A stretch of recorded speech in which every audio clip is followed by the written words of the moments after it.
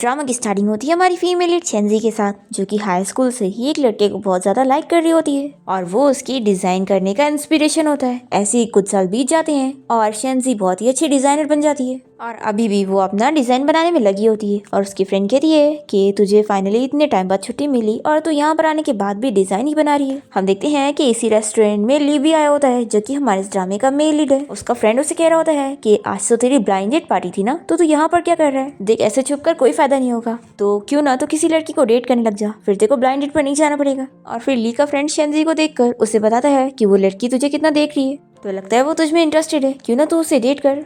फिर ली और शेंजी जब एक दूसरे को देखते हैं तो जल्दी से अपनी नजरें दूसरी तरफ कर लेते हैं। और हान कहता है कि तुझे क्या हुआ है, क्या तू लड़की में इंटरेस्टेड ही नहीं है? और फिर ली का फ्रेंड हान एक लड़की को ली के पास जाने के लिए बोलता है और फिर ये लड़की यहाँ पर ली के साथ ड्रिंक करने आ जाती है और उसकी ड्रिंक में कुछ मिलाकर उसे देती है। और तभी शेंजी ये देख लेती है और ली इसे दिखाने के लिए ड्रिंक कर लेता है और फिर वो लड़की ली को अपने साथ होटल में लेकर चली जाती है। तो यहाँ पर शेंजी को ली की बहुत फिक्र होने लगती है कि पता नहीं वो लड़की उसके साथ क्या करने वाली है, इसलिए वो उसके पीछे जाती है। और वो लोग लिफ्ट से जा चुके होते हैं तो इससे पैदल ही जाना पड़ता है और फिर रूम के बाहर पहुंचती है और नॉक करने लगती है और सोचती है कि कहीं वो दोनों कुछ कर ना रहे हो। तभी इतने में ली जल्दी से शेंजी को अपने रूम में ले लेता है और उसे कहता है कि तुम पूरी रात मेरी जासूसी कर रही थी, तो क्या अभी भी तुम्हें मुझे देखकर काफी नहीं हुआ? शेंजी कहती है कि मैंने देखी थी, उस लड़की ने तुम्हारी ड्रिंक में कुछ मिलाई थी, तो क्या तुम ठीक हो? तो ली शेंजी का नाम लेकर उसे किस करने लग जाता है। तो वो खुश हो जाती है कि ली को अभी भी वो याद है। फिर दोनों ही नाइट स्पेंड कर लेते हैं और नेक्स्ट मॉर्निंग शेंजी की नींद खुलती है और तभी इसे इसके अडॉप्टिव मॉम का कॉल आता है, जो कि शेंजी को बताती है कि उसके डैड बीमार हो गए। ये सुनते के साथ ही शेंजी तुरंत यहाँ से निकलती है। फिर इसके बाद ली भी उठ जाता है और वो विंडो से शेंजी को जाते हुए देखता है। तभी इसका फ्रेंड हान इसे कॉल करके कहता है कि सच में जो लड़की तुझे कल रात देखी जा रही थी, तूने उसके साथ नाइट स्पेंड कर लिया, तो कितना फास्ट है। और वैसे अब काम की बात मैं तुझे बता दूं कि वो लड़की कोई इनोसेंट नहीं है, उसके डैड हॉस्पिटल में है और बहुत ज्यादा बीमार है और वो एक डिजाइन कंपटीशन में पार्टिसिपेट कर रही है, जो कि तेरी कंपनी हैंडल करने वाली है। और ये सब का ये मतलब है कि वो लड़की स्पेशली तेरे लिए आई है, तो तू बिल्कुल भी उसके जाल में फंसना मत और फूल मत बन जाना। फिर लिए अपने असिस्टेंट को कॉल करके कंपनी की मीटिंग कैंसिल कर देता है और उसे कहता है कि वो उसे तुरंत ही हॉस्पिटल लेके चले। दूसरी तरफ हम देखते हैं कि यहाँ पर शेंजी जैसी हॉस्पिटल पहुंचती है तो डॉक्टर उसे बताता है कि उसके डैड बहुत ज्यादा बीमार है क्योंकि उनकी हार्ट फेल हो गया है, तो तुरंत ही उनका हार्ट ट्रांसप्लांट करवाने की जरूरत है और इसमें पूरे 8 लाख लगेंगे। फिर शेंजी तुरंत ही भागते हुए अपने डैड को देखने के लिए पहुंचती है और तभी उसकी मॉम कहती है कि तुम टाइम पर आ गई, देखो तुम्हें ही अपने डैड को बचाना होगा। तो ये जल्दी से अपना कार्ड निकाल कर अपने अडॉप्टिव मॉम को देने लगती है और ये बताती है कि ये मेरे ग्रेजुएशन तक की सारी सेविंग्स है, जो कि पूरे 2 लाख है और बाकी के पैसे मैं जल्दी अरेंज करती हूँ। तभी इसकी सिस्टर रैन वो कार्ड ले लेती है और फिर शेंजी अपने डैड से कहती है कि आप बिल्कुल फिक्र मत करो, मैं आपकी मेडिकल फीस के अरेंजमेंट करती हूँ, आपको कुछ नहीं होगा। और फिर शेंजी अपने सिस्टर रैन को समझा देती है कि अगर तुमने डैड के इलाज के पैसे को अपने ऊपर खर्च करी तो अच्छा नहीं होगा। तो रैन कहती है कि तुम भूलो मत कि तुम डैड की अडॉप्टेड डॉटर हो और मैं डैड की रियल बेटी हूँ, समझी? तो मैंने अगर ये पैसे खर्च भी कर ली तो क्या तुम मुझे जेल भेजोगी? शेंजी कहती है कि बिल्कुल नहीं, इतनी छोटी सजा मैं तुम्हें नहीं देने वाली हूँ, तुम तो एक्टर हो ना जिसकी बहुत अच्छी इमेज है, तो मैं तुम्हारे सारे बॉयफ्रेंड्स के साथ तुम्हारी इमेज को इंटरनेट पे डाल दूंगी, फिर तुम्हारे फैंस तुम्हें छोड़ देंगे क्योंकि उन्हें पसंद ही नहीं आएगा। तो अगर तुम ना चाहती हो कि मैं ऐसा करूँ तो इस पैसे को बिल्कुल हाथ नहीं लगाना। रैन को गुस्सा आने लगती है और कहती है कि मॉम आप इसे समझाओ, पर शेंजी इन लोग की कोई बात नहीं सुनती और यहाँ से चली जाती है। तो ये दोनों माँ बेटी को शेंजी पर बहुत ही गुस्सा आती है और तभी डैड कहने लगते हैं कि मेरी बीमारी कभी ठीक नहीं हो सकती, तो शेंजी के पैसे उसे वापस कर दो। तो मॉम कहती है कि बिल्कुल भी नहीं, तुमने उस लड़की को रास्ते से उठाकर घर लेकर आए थे और हमने उसके ऊपर इतने सालों तक पैसे खर्च करे और उसे पाले हैं, तो अगर हमने उसका पैसा लिए तो कौन सा गलत हुआ?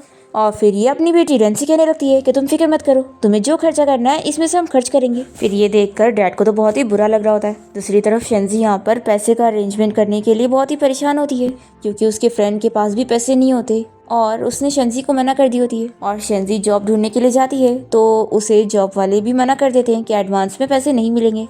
फिर शेंजी यहीं पर ही बैठकर रोने लग जाती है और फिर वो अपने आप को समझाती है कि रोने का क्या ही फायदा है, मुझे कोई रास्ता ढूंढना होगा। अब तभी इतने में यहाँ पर ली आ जाता है और इसे देखकर शेंजी पूछती है कि तुम यहाँ पर क्या कर रहे हो? तो ये कहता है कि तुम्हारे डैड के पास बहुत ही कम टाइम बचा है ना, तो चलो हम लोग एक डील करते हैं, तुम मुझसे शादी कर लो और मैं तुम्हें पैसे दूंगा जिससे तुम अपने डैड की जान बचा पाओगी। तो कहती है कि क्या तुम मजाक कर रहे हो? ये कहता है कि तुम तो मेरे अगेंस्ट इतने टाइम से प्लॉटिंग कर रही थी ना, तो तुम्हें खुश होना चाहिए, और देखो मेरा पेशेंस बहुत ही लिमिटेड है, मैं तुम्हें 10 सेकंड का टाइम दे रहा हूँ, जल्दी सोचो। और फिर ली काउंटिंग करने लग जाता है और शेंजी उसे देखकर अपना पुराना हाई स्कूल टाइम याद करने लगती है कि कैसे वो उसे देखकर हमेशा स्केच बनाया करती रहती थी और सभी लड़कियां उसका मजाक उड़ाती थी कि आखिर वो अपने आप को समझती क्या है जो टॉप स्टूडेंट को लाइक कर रही है। और वो लोग कहते थे कि ली उसे कभी भाव नहीं देगा, पर ली भी पहले से उसमें इंटरेस्टेड होता है। अब यहाँ पर ली तो काउंटिंग करे जा रहा होता है, तो शेंजी उसे हाँ कह देती है और ली खुश हो जाता है कि ठीक है, अब ये हमारे बीच की डील है। फिर दोनों ही कोर्ट जाकर अपना मैरिज सर्टिफिकेट ले लेते हैं और फिर बाहर आते ही ली जल्दी से अपनी कार में बैठकर यहाँ से जाने वाला होता है, तो शेंजी जल्दी से भागकर जाती है और कहती है कि अब हमारी शादी हो गई तो मेरे पैसे दो। वो कहता है कि सच में तुम कुछ भी छुपाती नहीं हो, लेकिन मैं तुम्हें बता दूं कि हमारी ये शादी सिर्फ नाम की नहीं होने वाली है, जो सर्टिफिकेट लेकर हो गया। अब शादी के बाद हम दोनों साथ में रहने वाले हैं, तो मैं तुम्हें 1 घंटे का टाइम दे रहा हूँ, तुम रेडी हो जाओ, फिर मैं तुम्हें पिक करने आऊंगा। और ये बोलते के साथ ही वो कार से चला जाता है और इसे गुस्सा आती है कि ये सब जानबूझ के कर रहा है। फिर इसके बाद ली का असिस्टेंट उसे शेंजी की सारी इन्फॉर्मेशन बताने लगता है कि शेंजी जब 5 साल की थी तभी उसे शेन फैमिली ने अडॉप्ट करे थे और आप दोनों सेम हाई स्कूल में पढ़ते थे और 1 हफ्ते आपको डेट करने के बाद उसने आपको डंप कर दी थी। और फिर इसके बाद मिस शेंजी अपने अडॉप्टिव डैड के साथ अब्रॉड चली गई थी, पर फिर 3 महीने बाद उनके डैड का हार्ट फेलियर हो गया तो वो अब्रॉड से वापस आ गई और फिर उन्होंने डिजाइन कंपटीशन में पार्टिसिपेट किया और अब वो फाइनल तक पहुंच गई है। फिर असिस्टेंट ली को एडवाइस देने लगता है कि बॉस आपको उस मिस शेंजी से केयरफुल रहना चाहिए, क्योंकि आप हैंडसम होने के साथ साथ उनके रिच एक्स बॉयफ्रेंड हो, तो वो जरूर आपको टारगेट कर रही है। फिर ये सब सुनकर कुछ कह नहीं रहा होता है, तो असिस्टेंट कहता है कि बॉस क्या आप मिस शेंजी के जाल में तो नहीं फंस गए, और वैसे जब आप जानते हैं कि वो आपको पैसों के लिए अप्रोच कर रही है तो आखिर आप उनको डिजाइन कंपटीशन से डिस्क्वालीफाई क्यों नहीं कर देते। तो ली कहता है कि ये उससे रिवेंज लेने की बहुत छोटी सजा होगी। तो असिस्टेंट पूछता है कि बॉस फिर आप मिस शेंजी के साथ क्या करने वाले। तो ये कहता है कि अभी मैं उसके साथ खेलूंगा। और फिर इसके बाद ली शेंजी को पिक करने के लिए जाता है और उसे कार में बैठने के लिए बोलता है, तो वो पूछती है कि तुम्हारी कार कहाँ पर है। तो वो दिखाता है साइकिल को। इसे देखकर लिंजी शॉक हो जाती है कि वो इसे कबाड़ी वाली साइकिल पे बैठने बोल रहा है। फिर ये उसे उठा के बैठा देता है और साइकिल चलाने लगता है। ये पूछती है कि तुम्हारी कार कहाँ चली गई, तो ये बताता है कि वो एक्सपायर हो गई। और फिर इसके बाद ली शेंजी को लेकर एक चॉल एरिया में पहुंचता है। तो ये कहती है कि मुझे याद है तुमने मुझे बताया था कि तुम नैनशिन विला में रहते हो। तो ये बताता है कि एक्चुअली कुछ प्रॉब्लम की वजह से मेरी फैमिली बैंकरप्ट हो गई थी और फिर मेरे डैड ने विला बेच दिए थे और अब हमारी फैमिली गरीब है। ये सुनकर ही पूछती है कि फिर तुमने मुझे 8 लाख उधार कैसे दिए। तो ये बताता है कि मैंने अपनी बची कुची प्रॉपर्टी को बेच दिया और वही पैसे तुम्हें दे दिए। और ये सोचता है कि इसे क्या लगा था कि मैं बहुत ही रिच होऊंगा, लेकिन अब तो ये अपसेट होगी। फिर शेंजी सोचती है कि मैं तो इसके बारे में गलत ही सोच रही थी, मुझे लगा था कि ये बस एक वही रिच यंग मैन होगा जो गेम्स खेलते हैं, पर ये मेरे साथ कोई गेम नहीं खेल रहा है बल्कि अपने सारे पैसे से मेरी हेल्प कर रहा है। ली को तो बहुत ही खुशी मिल रही होती है और वो सोचता है कि बस अब तुम वेट करो, मजा तो अभी शुरू हुआ है। और फिर वो कहता है कि चलो अब घर चलते हैं। फिर इसके बाद ये इसे अपने घर ले आता है और शेंजी देखने लगती है कि घर कितना छोटा है। ली सोचता है कि इसने क्या सोची थी कि ये एक रिच लड़के को फंसाएगी, और अब इसे पता लग रहा है कि मैं तो इतना गरीब हूँ, तो अब ये मन ही मन पछतावे क्या आंसू रो रही होगी। पर शेंजी तो ली के बारे में सोच रही होती है कि बेचारी की फैमिली बैंकरप्ट हो गई और इसे इतने छोटे घर में रहना पड़ रहा है, पर फिर भी इसने अपने पैसे मुझे देकर मेरी हेल्प किया, तो मुझे भी पैसे कमाकर इसे रिपे करना चाहिए। फिर ली सोचने लगता है कि अब ये मुझसे डिवोर्स के लिए बात करेगी, पर तभी ये तो कहती है कि ये घर बहुत ही अच्छा है, चलो इसको क्लीन करते हैं, फिर ये एक रियल वेडिंग घर लगेगा। तो ये शौक होकर पूछता है कि तुम क्या कह रही हो। शेंजी कहती है कि वेडिंग घर, आखिर हम दोनों अब मैरिड है ना। फिर शेंजी ली को टच करने लग जाती है और वो सोचती है कि अब इसका शेप बदल गया, तो लगता है मुझे मेरी ड्राइंग को रीएडजस्ट करना पड़ेगा। तभी ली से दूर करता है और कहता है कि तुम ये क्या कर रही हो। तो कहती है कि मैं अपने रूम में जाती हूँ क्लीन अप करने के लिए, और फिर वो जल्दी से रूम में आकर दरवाजा बंद कर लेती है और सोचती है कि शिट, मैंने अपनी स्केच बुक तो यहाँ पर लाई नहीं। फिर अभी जो भी उसने उसका मेजरमेंट ली थी वो अपने नोट में लिख लेती है, और तभी यहाँ पर ली को शेंजी के बैग में से उसकी स्केच बुक मिल जाती है और वो उसके डिजाइन देखकर सोचता है कि ये तो अभी भी पहले की तरह बहुत ही टैलेंटेड है। और फिर उसमें वो अपनी स्केच भी देख लेता है और सोचता है कि वो बोलती थी कि वो उसमें इंटरेस्टेड नहीं है, तो आखिर उसका स्केच क्यों बनाई हुई है। फिर ये एविडेंस के तौर पे इसका फोटो ले लेता है ताकि अगर वो मना करेगी तो ये उसे दिखाएगा। फिर रात में जब शेंजी सो रही होती है तो ली उसे आके देखने लगता है और सोचता है कि वो खुद उसे टारगेट करके उसे प्रोवोक करने आई है, तो वो अब उससे बदला लेगा। फिर नेक्स्ट मॉर्निंग जब शेंजी की नींद खुलती है तो बाहर ब्रेकफास्ट करने आती है। ली उसे बताता है कि अभी मुझे मेरी सैलरी नहीं मिली और घर पे पैसे नहीं है, तो तुम्हें इस सिंपल ब्रेकफास्ट से ही काम चलाना होगा। शेंजी पूछती है कि ये खिचड़ी और अचार तुमने बनाए हो, तो ये हाँ कहता है और खुश हो रहा होता है कि अब इसे मजा मिल रहा होगा। शेंजी तो मन ही मन उसके लिए अपसेट हो रही होती है कि बेचारे के पास एक तो पैसे नहीं है, पर फिर भी उसने सुबह उठकर मेरे लिए ब्रेकफास्ट बनाया, जबकि मैंने तो इसे पैसे उधार लिए हूँ। तभी ली पूछता है कि क्या हुआ, तुम्हें ब्रेकफास्ट पसंद नहीं आया। तो कहती है कि बिल्कुल नहीं, बहुत अच्छा है, और वो पूरा फिनिश करती है। और फिर उसे बताती है कि आज मुझे एक इंटरव्यू के लिए जाना है। तो कहता है कि मैं तुम्हें अपनी कार से छोड़ दूंगा। तो शेंजी कहती है कि नहीं, इसकी जरूरत नहीं है, क्योंकि तुम्हारी कार के लिए पार्किंग स्पेस ढूंढना बहुत मुश्किल होता है, तो मैं रेंट बाइक से ही चली जाऊंगी। और फिर ये सोचती है कि मुझे प्राइस जीतना ही होगा, फिर मैं इसे रिपे कर पाऊंगी। ली तो सोच रहा होता है कि तुम्हें क्या लगा था कि तुम मुझसे शादी करके प्राइज जीत लोगी।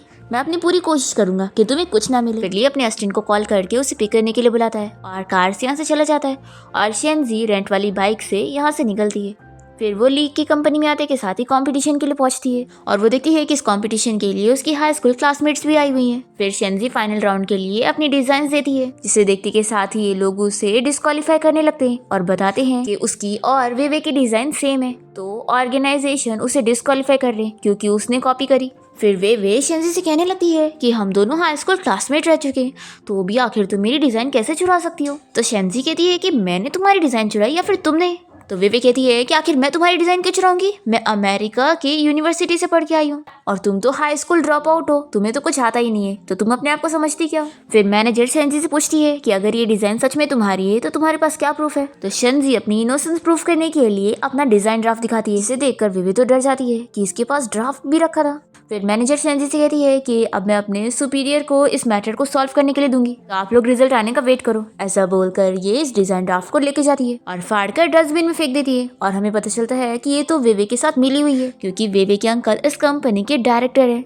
और फिर वे तो खुश हो जाती है कि शेंजी अब बिना प्रूफ के ये कंपटीशन जीत ही नहीं सकती। फिर इसके बाद हम देखते हैं कि ली अपने ऑफिस में आया होता है और उसके एम्प्लॉयज उसे कंपटीशन का रिजल्ट ला के देते हैं और ली पूछता है कि इस बार कितने तक को प्राइज मिलने वाला है। तो एम्प्लॉय बताता है कि जो फर्स्ट, सेकेंड और थर्ड है उनको। फर्स्ट पेज पर ही शेंजी का डिजाइन होता है। तो ये देखते के साथ ही वो कह देता है कि शेंजी मेरी हाई स्कूल क्लासमेट थी और मेरी उसके साथ बनती नहीं थी, तो इसलिए उसे 4th प्लेस पे रखो।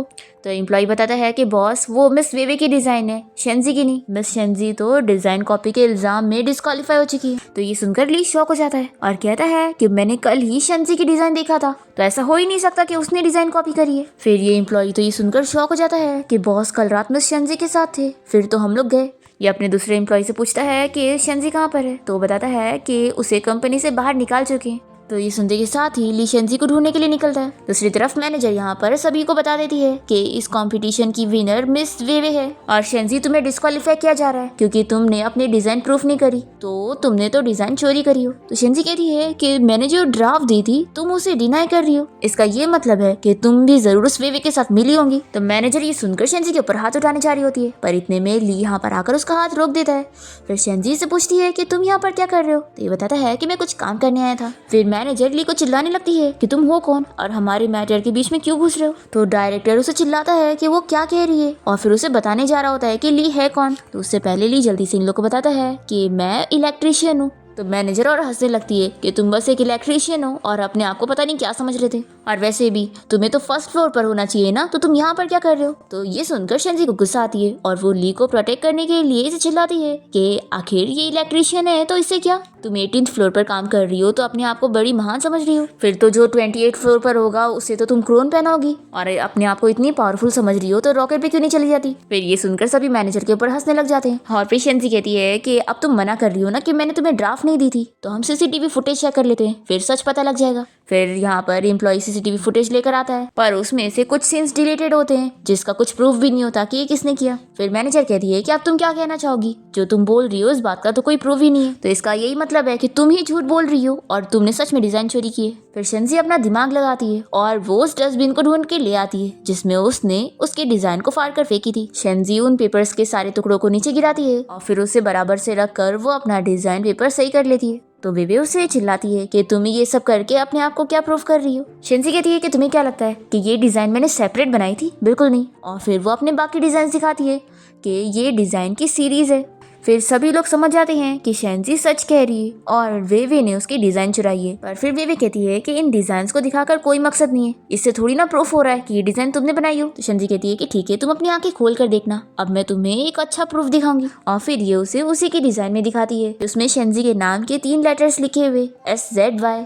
फिर तो पूरा प्रूफ हो जाता है कि ये शेंजी की डिजाइन है और वो बताती है कि वो अपने हर डिजाइन में ये लिखती है। फिर वे डिस्क्वालीफाई होने के बाद शेंजी को चिल्लाने लगती है कि तुमने ये सब प्लानिंग करी हो ना मेरे खिलाफ। शेंजी कहती है कि बिल्कुल नहीं, मैं ये सब क्यों प्लान करूंगी, लेकिन हाँ अगर कोई चीज मेरी है तो मैं उसे छोड़ने वाली नहीं हूँ, क्योंकि मैं अपनी हर चीज पर अपने नाम के लेटर्स लिखती हूँ जिससे मेरी चीज कोई नहीं ले सकता। तो ये सुनकर ली पुरानी चीजें याद करने लगता है कि शेंजी ने एक बार उसे जूस दी थी और उस जूस के बॉक्स पर भी उसने SZY लिखी थी, जिसे देखकर वो कहता है कि क्या तुम पागल हो, तुम इस पर भी अपना नाम लिख रही हो। तो वो बताती है कि मैं अपनी हर चीज पर अपना नाम लिखती हूँ कि कोई भी मेरी चीज को अपना ना ना कह सके।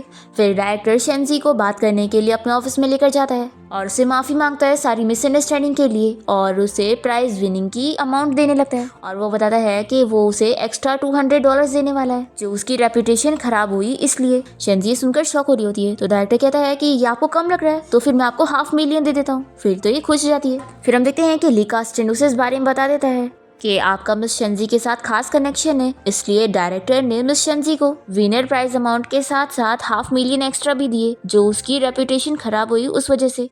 ये सुनकर ली कहता है कि ये तो वो डिजर्व करती है तो इतने पैसे तो उसे मिलने चाहिए। डस्टिन कहता है कि बॉस अब आप मिस शेंजी को पैसे देना चाहते हैं जबकि आप तो उन्हें बुली करने आए थे। तो ये कहता है कि तुम क्या कह रहे हो, जोर से बोलो। तो डस्टिन कहता है कि बॉस कुछ भी नहीं, मैं तो बस कह रहा था कि अब आपने मिस शेंजी की पैसों की प्रॉब्लम सॉल्व कर दी है तो कहीं ऐसा तो नहीं कि अब वो आपको छोड़कर चली जाएगी। तो ये सुनकर ली तुरंत ही शेंजी को कॉल करने लगता है पर उसका फोन स्विच ऑफ बताता है। डस्टिन कहता है कि बॉस आपको इतना टेंशन लेने की जरूरत नहीं है क्योंकि $500,000 आपकी प्रॉपर्टी के कंपैरिजन में कुछ भी नहीं है। फिर ली जल्दी से घर जाता है और वो बस यही डर रहा होता है कि कहीं शेंजी उसे सच में छोड़कर न चली गई हो, पर वो तो इसे दरवाजा खुलते के साथ ही सरप्राइज देती है और दिखाती है कि उसने कैंडल लाइट डिनर की प्रिपरेशन की है। वो पूछता है कि ये सब क्या है तो ये बताती है कि आज मैं बहुत ज्यादा खुश हूँ, अब मुझे मेरे डैड की सर्जरी के लिए पैसे मिल चुके हैं क्योंकि मैंने डिजाइन कंपटीशन का विनर अमाउंट भी जीती हूँ और साथ ही बोनस भी। तो इस खुशी में मैंने सेलिब्रेट करने के लिए सारी प्रिपरेशन करी और केक भी लेकर आई हूँ, तो चलो अब तुम कैंडल फूको। तो ये कहता है कि तुम मुझे ये करने के लिए क्यों बोल रही हो। शेंजी कहती है कि वो इसलिए क्योंकि मैं जब से तुमसे मिली हूँ मेरी सारी चीजें अच्छी हो गई तो इसी वजह से मैं तुम्हें गिफ्ट देना चाहती थी पर मुझे पता नहीं था कि तुम्हें क्या पसंद होगा इसलिए मैंने ये सब प्रिपेयर करी। ली बहुत ज्यादा खुश हो जाता है और शेंजी का हाथ पकड़ के कहता है कि तुम मुझे गिफ्ट देना चाहती हो ना तो मुझे अभी चाहिए। तो शेंजी कहती है कि लेकिन मुझे भी कुछ रिटर्न भी चाहिए। ली सोचता है कि सच में ये अपने असली रंग दिखाई देती है। फिर वो पूछता है कि तुम्हें क्या चाहिए तो ये बताती है कि ऑफ कोर्स तुम, और फिर वो उसका जैकेट वगैरह उतारने लगती है और फिर मेजर टेप से उसका मेजर लेने लग जाती है। पहले तो बहुत ही शाय हो रहा होता है पर ये अपना मेजर लेकर ही मानती है और कहती है कि अब मेरा काम हो गया, तुम जा सकते हो। और कहता है कि तुम मेरा फायदा उठाने के बाद ऐसी जा रही हो और फिर वो शेंजी को किस करने लग जाता है। पर तभी इतने में शेंजी की फोन की रिंग बजने लगती है तो वो उसे दूर करती है और कॉल उठाती है। शेंजी को हॉस्पिटल से कॉल आया होता है जिसके बाद वो तुरंत ही हॉस्पिटल जाने के लिए निकलती है। फिर शेंजी जब हॉस्पिटल पहुंचती है तो नर्स उसे बताती है कि उसकी फैमिली ने उसके डैड को हॉस्पिटल से डिस्चार्ज करवा के लेके जा चुकी है और उसके डैड ने उसके लिए एक लेटर छोड़ कर गए। और नर्स बताती है कि आपके डैड ने मुझे आपको ये मैसेज भी देने के लिए कहा कि वो आपके साथ अपने सारे रिश्ते खत्म कर रहे तो आप दोबारा उन्हें कांटेक्ट मत करना क्योंकि वैसे भी हमारा खून का रिश्ता नहीं है। फिर ये मैसेज देकर नर्स यहाँ से चली जाती है और शेंजी याद करने लगती है कि कैसे जब वो छोटी सी थी तब वो खो गई थी। तभी रास्ते में उसे उसके अडॉप्टिव डैड मिले थे जो कि उसे बारिश में ऐसे अकेला भीगता हुआ देखकर उसकी फिक्र करके उसे अपने घर ले आए थे और वो बहुत ही डरी हुई थी। यहाँ पर उनकी वाइफ उन्हें चिल्लाती है कि तुम्हारे पास कमाकर हमें खिलाने के लिए पैसे नहीं है और तुमने इस बच्ची को कहाँ से लेकर आ गए हो। मिस्टर शेन कहते हैं कि उस बच्ची को बहुत ज्यादा बुखार था और वो बेसहारा थी तो आखिर में उसे कैसे छोड़कर आता। उनकी वाइफ उन्हें चिल्लाती है कि इस बच्ची को तो अपनी फैमिली के बारे में कुछ पता ही नहीं है तो इसे हमें अपने घर पे रखना पड़ेगा, हमारे पास खुद को खाने के लिए नहीं है और अब इसे देना पड़ेगा, तुम इसे यहाँ से वापस लेकर जाओ, हम इसे अपने घर पे नहीं रखेंगे। पर मिस्टर शेन कहते हैं कि नहीं, इसे मैं अपने घर पे रखूंगा। और फिर वो शेंजी के पास आते हैं और उसे कहते हैं कि अब से मैं तुम्हारा डैड हूँ और मैं तुम्हें शेंजी नाम से बुलाऊंगा। और फिर हम देखते हैं कि शेंजी इस घर में रहने लग जाती है पर इसकी अडॉप्टिव मॉम से हमेशा चिल्लाया करती है कि आखिर वो उनकी बेटी की चीजें क्यों ले लिया करती है। तो शेंजी बताती है कि वो मेरी चीज थी तो उसकी अडॉप्टिव मॉम कहती है कि इस घर में तुम्हारा कुछ भी नहीं है। फिर मिस्टर शेन शेंजी को सिखाते हैं कि तुम जो अपनी चीजें रहेगी उनके ऊपर अपना नाम लिख लिया करना, फिर कोई भी तुम्हारी चीज तुमसे नहीं चुरा सकता। और फिर तब से ही शेंजी अपने नाम के लेटर्स अपनी सारी चीजों पे लिख लिया करती है। इसी के साथ ही फ्लैशबैक यहाँ पर खत्म होता है और शेंजी अपने अडॉप्टिव डैड के लेटर पढ़ रही होती है। उसमें उन्होंने लिखे होते हैं कि मैं जानता हूँ कि तुम अपनी असली फैमिली को ढूंढ रही हो क्योंकि आखिरकार मैंने तो बस तुम्हें पाला हूँ और तुम्हारी फैमिली तो कोई और है और तुम मेरी फिक्र मत करना क्योंकि मैं ट्रीटमेंट पे गिव अप नहीं करूंगा। शेंजी ये लेटर पढ़ते हुए रोने लग जाती है और सोचती है कि लेकिन आपने मुझ पर तो गिव अप कर दिया। तभी इतने में यहाँ पर ली आ जाता है और इसे रोते हुए देखकर जल्दी से वो उसे उठा के घर ले आता है और पूछता है कि क्या तुम ड्रिंक करना चाहोगी। फिर वो थोड़ी सी ड्रिंक करने के बाद बहुत ज्यादा ड्रंक हो जाती है और उससे और ड्रिंक मांगने लगती है और कहती है कि इसमें मेरा नाम लिखा है तो ये पूरी मेरी है। पर फिर ली जल्दी से उसे रोकता है और रूम में ले आता है। यहाँ पर शेंजी इतनी ड्रंक होती है कि उसे कहने लगती है कि तुम मेरे नहीं हो क्योंकि मेरी हर चीज पर मेरा नाम लिखा होता है और तुम्हारे ऊपर मेरा नाम नहीं है। ली कहता है कि तुम्हें कैसे पता कि मेरे ऊपर तुम्हारा नाम नहीं है। ऐसा बोलते ही वो उसे किस करता है, पर फिर शेंजी तो सो जाती है। और फिर ये कहता है कि शेंजी तुम एक झूठी हो। फिर वो शावर लेने जाता है और हम देखते हैं कि उसके हाथ पे शेंजी के नाम का टैटू है। फिर हम देखते हैं कि ली को उसकी मॉम की कॉल आती है और वो उससे पूछती है कि आखिर तुम ब्लाइंड डेट पर क्यों नहीं गए। सूजी तुम्हारा वेट करती रह गई और तुम वहाँ पर उसे मिलने ही नहीं गए। देखो मैं नहीं जानती, तुम्हें ब्लाइंड डेट पर जाना होगा या फिर कोई अपनी पसंद की लड़की ले आओ, और लड़की नहीं पसंद आ रही है तो लड़का भी चलेगा। तो ली कहता है कि मॉम आप परेशान मत हो, मैं चला जाऊंगा। फिर इसके बाद ली यहाँ बाहर आया होता है अपने फ्रेंड हान के साथ, और हान इसके ऊपर हंस रहा होता है कि अच्छा तो वो ड्रंक हो गई तो तू यहाँ पर भाग कर आ गया कि कहीं वो तेरे साथ कुछ कर ना दे। पर हाँ, वो लड़की सच में सिंपल नहीं है। मैंने उसके बारे में पता किया कि वो बहुत ही अच्छी पेंटर थी। अगर वो चाहती तो पेंटिंग करके ही बहुत पैसे कमा सकती थी, पर फिर भी उसने डिजाइन कंपटीशन में पार्टिसिपेट की। वो इसलिए क्योंकि वो तुम तक पहुंचना चाहती थी। इसका मतलब है कि वो पैसों के लिए तो तुम्हारे पास नहीं आई है, तो कहीं ऐसा तो नहीं कि वो तुम्हारी बॉडी के लिए आई है। ऐसा बोलते हुए हान हंसने लग जाता है। तो ली से गुस्से में देखता है। हान कहता है कि ठीक है, मैं और मजाक नहीं उड़ाऊंगा, लेकिन वैसे क्या तू श्योर है कि कल की डिनर पार्टी में तू अपने साथ उसे लेके जाना चाहता है? क्योंकि तूने तो उसे ये बताया ना कि तू बैंकरप्ट है, तो अगर तू उसे पार्टी में लेके जाएगा तो तेरा सच एक्सपोज हो जाएगा। तो ली कहता है कि इसलिए तो मैं यहाँ पर तेरी हेल्प के लिए आया हूँ। फिर नेक्स्ट मॉर्निंग जैसे ही शेंजी की नींद खुलती है तो उसे कल रात के बारे में ठीक से कुछ याद ही नहीं होता, और ली से बताता है कि कल तुम बहुत ही ड्रंक हो गई थी और तुमने मुझे बुली की। तो ये कहती है कि सॉरी, मैं होश में नहीं थी, तो मुझे बताओ मैं क्या करूँ इसका भरपाई करने के लिए। तो वो कहता है कि क्या मैं तुम्हें रिटर्न में बुली करूँ? तो ये कहती है कि नहीं, कुछ और चीज। तो ली कहता है कि ठीक है, फिर आज रात तुम्हें मेरे साथ एक डिनर पार्टी में चलना होगा। शेंजी कहती है कि तुम्हारी फैमिली तो बैंकरप्ट हो चुकी है ना, तो पार्टी किस बात की? तो ली कहता है कि एक्चुअली मेरी ग्रैंडमा और मेरी मॉम इस बात को बिल्कुल एक्सेप्ट नहीं कर पा रहे कि हम गरीब हो गए, और ऊपर से मेरी फियांसी ने भी मुझसे शादी तोड़ ली। तो ये सुनने के बाद शेंजी सोचती है कि अब मुझे समझ आया कि इसने रैंडमली मुझसे शादी क्यों कर लिया, क्योंकि ये अपनी फियांसी से गुस्सा है जो वो उसे छोड़कर चली गई। फिर ये इसके साथ डिनर पे चलने के लिए मान जाती है और ये कहता है कि ठीक है, फिर अभी हम लोग शॉपिंग पर चलेंगे। फिर वो इसे शॉपिंग के लिए मॉल में ले आता है और ये कहती है कि यहाँ की ड्रेस तो बहुत एक्सपेंसिव होगी, तो चलो हम लोग कहीं और चलते हैं। तो ये कहता है कि तुम फिक्र मत करो, मेरे पास डिस्काउंट कूपन है। और फिर ये मैनेजर को अपना कार्ड दिखाता है और मैनेजर ये कार्ड देखते के साथ ही पहचान जाती है कि ये तो इस मॉल के ओनर का कार्ड है। फिर ये इन लोग को बहुत ही अच्छे से ट्रीट करने लगती है और कहती है कि चलो मैं आपको पर्सनली खुद ही ड्रेस दिखाती हूँ। फिर शेंजी एक ड्रेस ट्राई करके आती है, पर ली उसे कहता है कि ये इतनी खास नहीं है, तुम और भी ट्राई करो। तो ये कहती है कि क्या तुम्हारे डिस्काउंट कूपन में इतने पैसे हैं जो और भी खरीद सकते हैं? तो ये कहता है फिक्र मत करो, बहुत सारी खरीद सकते हैं। तभी यहाँ पर शेंजी की क्लासमेट वे अपनी फ्रेंड को लेकर आई होती है और यहाँ पर वो शेंजी और ली दोनों का ही मजाक उड़ाने लगती है कि ये वही डिजाइनर है जिसने उसकी डिजाइन चोरी की थी और ये उसका इलेक्ट्रीशियन बॉयफ्रेंड। ये लोग शेंजी और ली के ऊपर हंसने लगते हैं कि ये लोग कैसे यहाँ पर आ गए। तो शेंजी कहती है कि तुम लोग यहाँ पर आ सकते हो लेकिन हम लोग नहीं। और फिर ये विवे को दिखाने के लिए ली से कहती है कि हस्बैंड, हम लोग के पास बहुत पैसे है ना, तो मैं और भी लिमिटेड एडिशन वाली ड्रेस ट्राई करके आती हूँ। फिर जब शेंजी ड्रेस ट्राई करने जाती है तो देखती है कि सारी ड्रेसेस तो बहुत ही महंगी है। ये सोच लेती है कि ये ड्रेस का पैसा मैं खुद ही दे दूंगी और उससे परेशान नहीं करूंगी।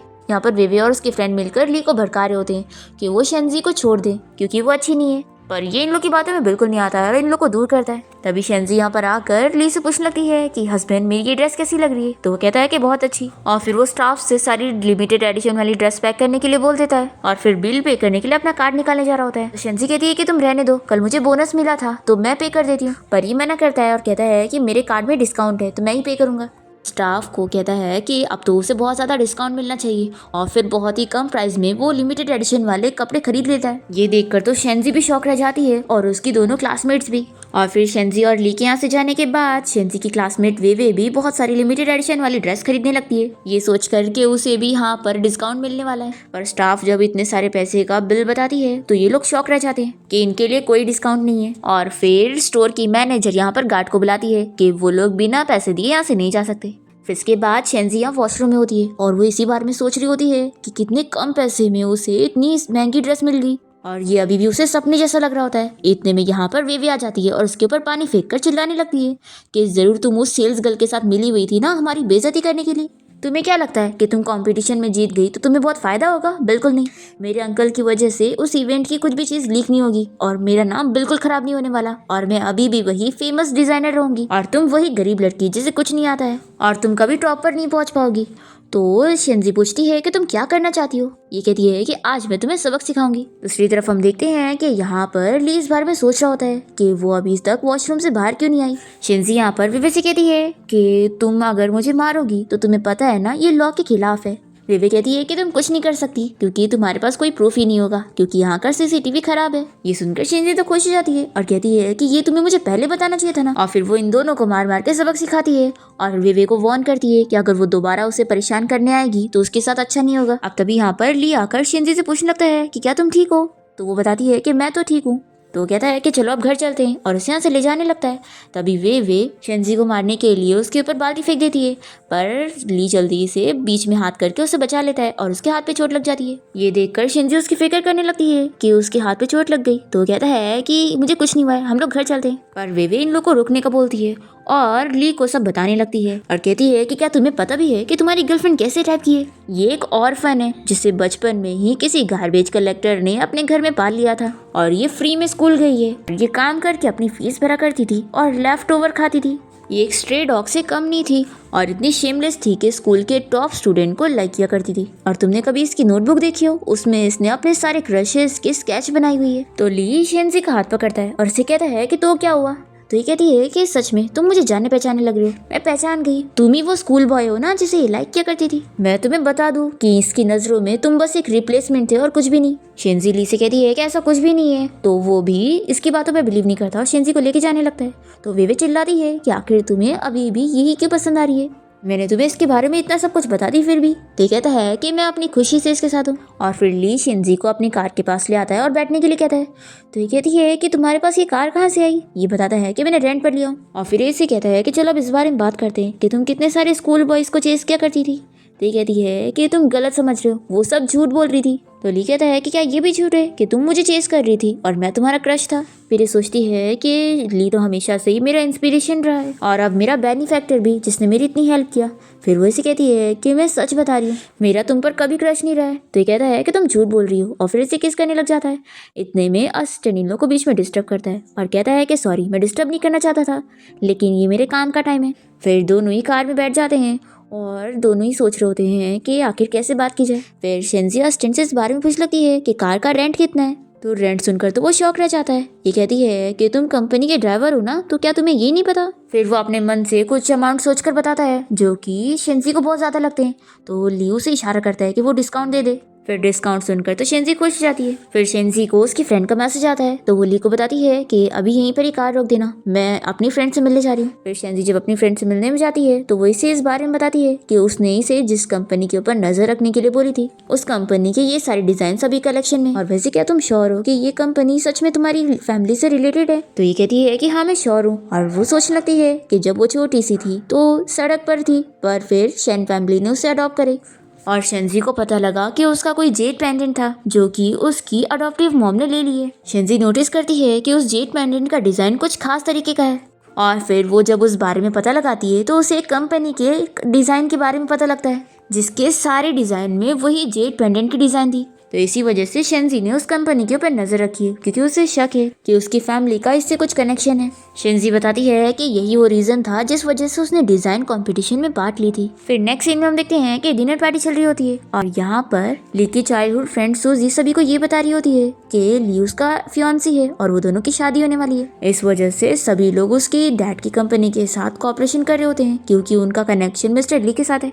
अब तभी यहाँ ली पार्टी में आ जाता है और सभी लोग उसका ही इंतजार कर रहे थे। सूजी जाती है उसका वेलकम करने के लिए, पर वो देखती है कि उसने पहले से कोई फीमेल पार्टनर को लेकर आया जो कि कोई और नहीं शेंजी होती है। ये देखकर सभी लोग बातें करने लगते हैं कि मिस्टर ली की फियांसी अगर सूजी है तो उन्होंने कोई और लड़की को साथ क्यों लाया। यहाँ पर ली शेंजी को खाने के पास ले आता है और कहता है कि मैं अपना काम करने जा रहा हूँ तो तुम यहाँ खाना एंजॉय करो। शेंजी पूछती है कि सब कोई हम लोग को ही देख रहा है, तो अगर कोई मुझे हम दोनों के रिलेशन के बारे में पूछेगा तो मैं क्या एक्सप्लेन करूंगी। तो ली से किस करता है और कहता है कि अब तुम्हें कुछ भी एक्सप्लेन करने की जरूरत नहीं।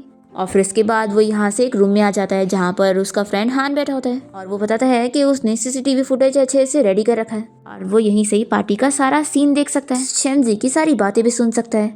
हमें फ्लैशबैक में दिखाते हैं कि शेन सूजी को किस करते वक्त उसके कपड़े में रिकॉर्डर डाल रहा होता है और इन लोग का प्लान होता है कि इस तरीके से लोग शेंजी के ऊपर नजर रखकर पता लगाएंगे कि वो करना क्या चाहती है। अब तभी हम देखते हैं कि सूजी यहाँ पर शेंजी से बात करने आती है और उसे कहती है कि विवी ने मुझे सब बताई कि तुमने कैसे उसका डिजाइन चुरा ली और उसका अवार्ड भी उससे छीन ली। तुम सच में पहले की तरह ही हो जो दूसरों की चीजें चुराती हो, और जरूर तुम इसीलिए अब्रॉड से वापस आई ना, ताकि तुम ली को फंसा सको। तो शिंजी इसे बताती है कि मैं डिजाइन कंपटीशन के लिए यहाँ पर आई हूँ।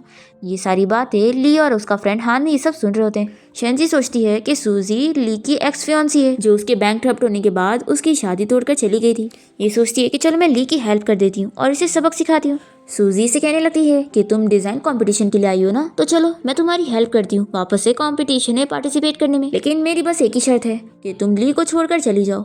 तो शिंजी इसके लिए मना करती और बताती है कि मैं ली से प्यार करती हूँ, इसलिए मैं उसे छोड़कर नहीं जाऊंगी। ये सुनकर ली तो खुश हो जाता है और सूजी पूछती है कि तुम ये क्या कह रही हो, तुम तो पहले कह रही थी कि तुम डिजाइन कंपटीशन के लिए यहाँ पर आई हो। शिंजी कहती है कि मैंने ये बोली ना कि मैं डिजाइन कंपटीशन के लिए आई हूँ, ये तो नहीं बोली कि मैं सिर्फ उसके लिए आई हूँ। मैं ली को लाइक करती हूँ और वो भी मुझे लाइक करता है, और तुम हम दोनों के बीच में आने की सोचना भी मत। सूजी कहती है कि नहीं, मुझे यकीन नहीं हो रहा कि आखिर ली तुम्हारे साथ रिलेशन में कैसे हो सकता है। तो शिंजी इससे ली की बहुत ज्यादा तारीफें करने लगती है और बताती है कि वो उसे कितना ज्यादा लाइक करती है और वो चाहती है कि वो जिंदगी भर उसके साथ रहे। यहाँ पर ली ये सुनकर बड़ा खुश हो रहा होता है और फिर हान इसका मजाक उड़ाने लग जाता है कि वो उसे मच्छी की तरह कांटे में फंसा रही है। तभी सूजी शिंजी को चिल्लाने लगती है कि रुको, अभी मैं तुम्हें सबक सिखाती हूँ। ये सुनते के साथ ही ली यहाँ से निकल जाता है शिंजी को बचाने के लिए। यहाँ पर सूजी शिंजी के ऊपर हाथ उठाने जा रही होती है, पर वो इसका हाथ पकड़ के रोक देती है। तो सूजी कहती है कि तुम अपने आप को समझती क्या हो, तुमने सोची भी कैसे कि ली की फैमिली तुम जैसी लड़की के साथ शादी करेंगे। आखिर तुम में ऐसा है क्या, और ऊपर से तुम स्कूल से ड्रॉप आउट भी हो चुकी थी और तुम्हारे डैड ने भी तो चोरी किए थे ना, तो तुम ही सोचो कि आखिर ली फैमिली तुमसे शादी क्यों करेंगे। शिंजी कहती है कि आखिर तुम्हें इस बारे में कैसे पता। तो कहती है कि मैं जानती हूँ, तुम्हारे डैड ने पेंटिंग का कलर चुराए थे ना, और उसी से ही तुम अवार्ड फंक्शन में जीती थी। इसका ये मतलब है कि तुम्हारे एक भी पेंटिंग क्लीन नहीं है। शिंजी को शक हो जाता है कि इसे ये सब कैसे पता कि इसके डैड के ऊपर पेंटिंग के कलर चोरी का इल्जाम लगा था। फिर हमें फ्लैशबैक में दिखाते हैं कि शिंजी को अपनी डिजाइन के लिए अवार्ड मिल रहा होता है, पर फिर उसे पता लगता है कि उसके डैड को यहाँ पर जेल हो रही है। पर शिंजी के डैड उसे बताते हैं कि उन्होंने कोई चोरी नहीं करे और उन्हें तो वो कलर गार्बेज में मिला था और तभी वो उसके लिए लेकर आए थे और उन्होंने सच में चोरी नहीं की। शिंजी कुछ नहीं कर पाती और बस अपने डैड को रोते हुए देखती है और फिर उसके बाद उसकी अडॉप्टिव मॉम इसे घर से निकाल देती है कि उसकी वजह से उसके डैड को जेल हुई, तो उसका घर में रह के क्या फायदा। फ्लैशबैक यहाँ पर खत्म होता है और शिंजी से कहती है कि मेरे डैड के ऊपर चोरी का इल्जाम तुम ही ने लगाई थी ना, क्योंकि इस बारे में पुलिस ने किसी को भी पता लगने नहीं दी थी, तो तुम्हें कैसे पता चला। सूजी भी मान जाती है कि हाँ, अगर ये सच भी है तो क्या हुआ, किसी के पास भी एविडेंस नहीं है कि मैंने तुम्हारे डैड को जेल पहुंचाई। शिंजी कहती है कि मैं सब समझ गई, तुमने जानबूझ के अपने पेंटिंग कलर को गार्बेज में फेंकी ताकि तुम मेरे डैड को जेल पहुंचा सको, और तुमने ये सब इसलिए की ताकि तुम मेरे डैड के जरिए उन्हें ब्लैकमेल करो कि वो मुझे स्कूल से निकाल दे, और तुम्ही ने उन्हें मजबूर करी कि वो मुझे यहाँ से अब्रॉड लेकर जाए। सू सब मान लेती है कि हाँ, मैंने ही सब करी थी, लेकिन तुम फिर भी मेरा कुछ नहीं कर सकती हो। यहाँ पर हान ये सारी बातें सुनकर रिकॉर्ड करने लग जाता है। सू कहती है कि मेरी फेंकी हुई चीज कोई भी नहीं उठा सकता, मैं किसी को भी लेने नहीं दूंगी, चाहे वो ली ही क्यों ना हो। शिंजी हंसने लग जाती है और कहती है कि मुझे यकीन नहीं आ रहा, तुम ये सारी हरकतें बस एक मैन को छीनने के लिए कर रही थी जो कि तुम्हें मिल नहीं पा रहा है। सू को गुस्सा आती है और वो शिंजी के ऊपर हाथ उठाने जा रही होती है, पर शिंजी इसे रिटर्न में स्लैप मारती है और कहती है कि ये मेरे डैड की तरफ से था जो तुमने उन्हें 2 साल के लिए जेल पहुंचा दी। अब तभी इतने में यहाँ पर ली आ जाता है और सू जल्दी से उसे शिंजी के बारे में कंप्लेन करने जा रही होती है, पर वो उसकी बात नहीं सुनता और शिंजी से पूछता है कि क्या तुम्हारा हाथ ठीक है। तो शिंजी कहती है कि मुझे यहाँ पार्टी में बिल्कुल अच्छा नहीं लग रहा है, तो चलो हम लोग घर चलते हैं।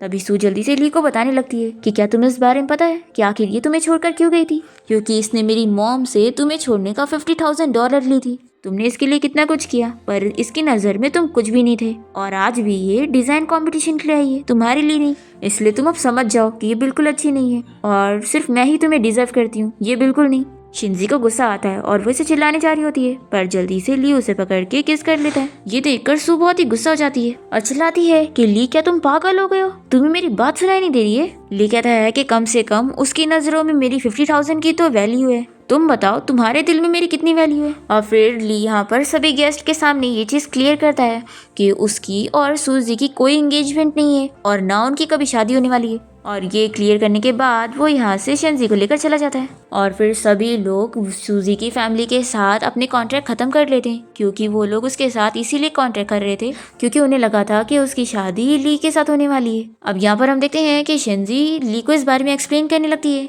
कि ये सच है कि 6 साल पहले मेरी मॉम ने सूजी की मॉम से पैसे जरूर ली थी, पर मुझे इस बारे में कुछ नहीं पता था। ली पूछता है कि अगर तुम्हें पता होता तो? ये कहती है कि अगर मुझे पता होता तो मैं तुम्हें छोड़कर नहीं जाती, पर इसके बाद मैं जब वापस तुम्हें कांटेक्ट करना चाहती थी तो मैं नहीं कर पाई क्योंकि मुझे लगा कि मेरी वजह से तुम ऐसी प्रॉब्लम में फंस चुके हो। वो ली को ये भी बताती है कि अभी वो जो भी सूजी को कह रही थी उसके बारे में वो सब झूठ था, वो बस उसे गुस्सा दिलाने के लिए बोल रही थी कि वो उसे बहुत लाइक करती है। इस बात से ली गुस्सा हो जाता है और यहाँ से चला जाता है। तो शेंजी भी उसके पीछे जाती है और फिर वो बाहर आकर ली को रोक रही होती है कि वो इतनी ज्यादा ड्रिंक ना करे। तभी इतने में यहाँ पर एक लड़की आ जाती है और वो ली में बहुत इंटरेस्ट ले रही होती है। तो ली भी शेंजी को दिखाने के लिए उसके साथ ड्रिंक करने लगता है और उसे कहता है कि अगर वो उसके साथ ड्रिंक करना चाहती है तो वो उसके ऊपर 50,000 लगाए क्योंकि उसकी इतनी वैल्यू है। तो वो लड़की पैसे लगाने लग जाती है। ये देखकर शेंजी बहुत जेलस होती है और वो उससे ज्यादा पैसे लगाती है, पर ये लड़की तो हार नहीं मान रही होती है और ली का पीछा नहीं छोड़ रही होती है।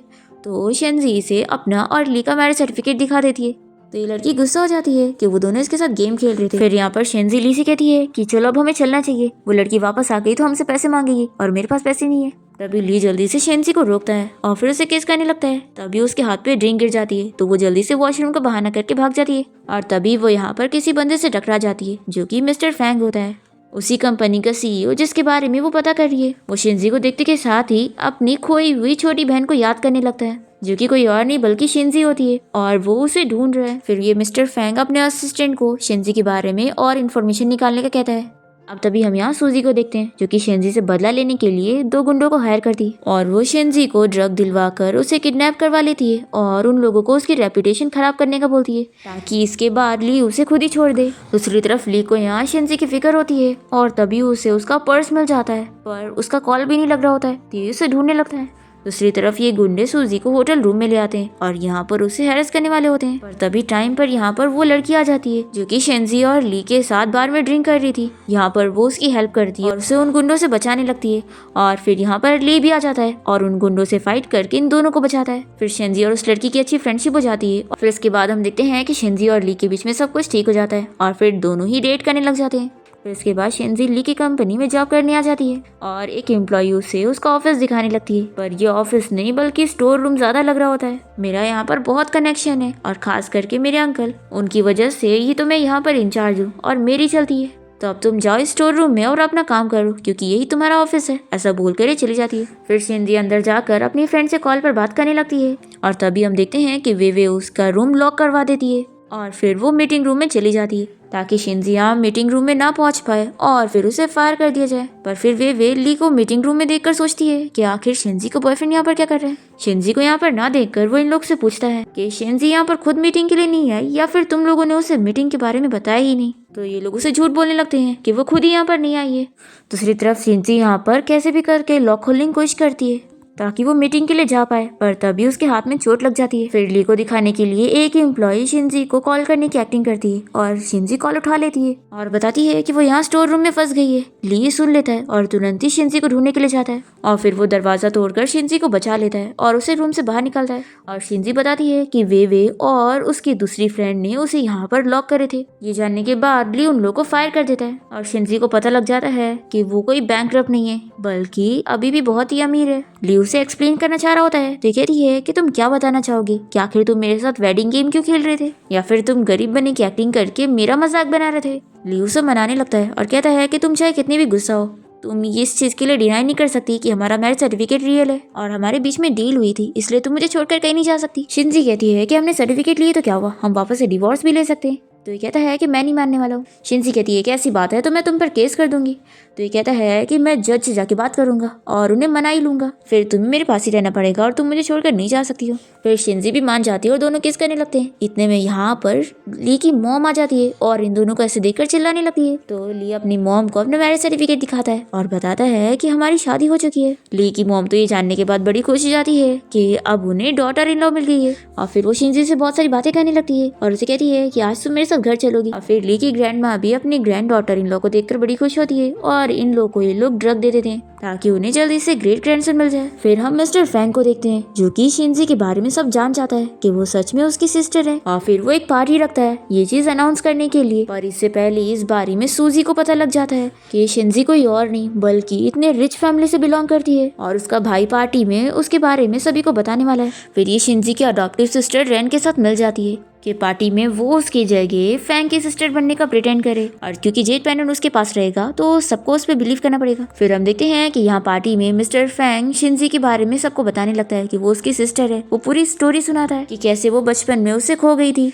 और इस बात का वो अपने आप को हमेशा ब्लेम देता था कि उसकी वजह से उसकी छोटी बहन गुम हुई है। शिंजी को भी बचपन की चीजें याद आने लगती है कि वो सच में उसका भाई है, और फिर वो जेड पेंडेंट के बारे में बताने वाली होती है कि इतने में यहाँ पे रेन जेड पेंडेंट लेकर पहुंच जाती है और शिंजी के भाई से कहती है कि वो ही उसकी सिस्टर है क्योंकि जेड पेंडेंट भी उसके पास है। पर शिंजी के भाई मिस्टर फैंग को तो सब पता होता है कि उसकी सिस्टर कौन है। यहाँ पे उसका असिस्टेंट डीएनए टेस्ट रिपोर्ट ले आता है जिसमें कंफर्मली पता लग जाता है कि उसकी बहन कोई और नहीं शिंजी है। फिर यहाँ पर वो पुलिस को भी बुला लेता है रेन को अरेस्ट करवाने के लिए। तो पुलिस ऑफिसर को देखने के साथ ही रेन यहाँ से भागने लगती है और वो सूजी की पोल खोल देती है कि ये काम उसी ने उसे दी थी। फिर यहाँ पर शिंजी अपने भाई फैंग से मिलती है और दोनों ही हक करते हैं, और फिर वो उसे अपने मॉम डैड से मिलवाने के लिए लेकर जाता है। शिंजी फाइनली अपनी फैमिली से मिलकर बहुत ज़्यादा खुश होती है जिन्हें वो इतने सालों से ढूंढ रही थी। फिर हम देखते हैं कि शिंजी हॉस्पिटल में चेकअप के लिए जाती है और उसे पता लगता है वो प्रेग्नेंट हो गई है। फिर शिंजी घर आ जाती है और फिर जब वो ली को इस बारे में बताती है तो वो बहुत ज़्यादा खुश हो जाता है कि वो डैडी बनने वाला है। फिर दोनों ही बहुत ज़्यादा खुश होते हैं। और नेक्स्ट हम देखते हैं कि शिंजी के मॉम डैड अचानक से बिजनेस ट्रिप पर जा रहे होते हैं और वो उसे समझाते हैं कि वो लोग जल्दी वापस आ जाएंगे और फिर उन दोनों की शादी अटेंड करेंगे। फिर ली इस बारे में बहुत ही खुश होता है कि वो शिंजी को अपनी ब्राइड बनाने वाला है। और इसी के साथ इस ड्रामा की हैप्पी एंडिंग यहाँ पर हो जाती है।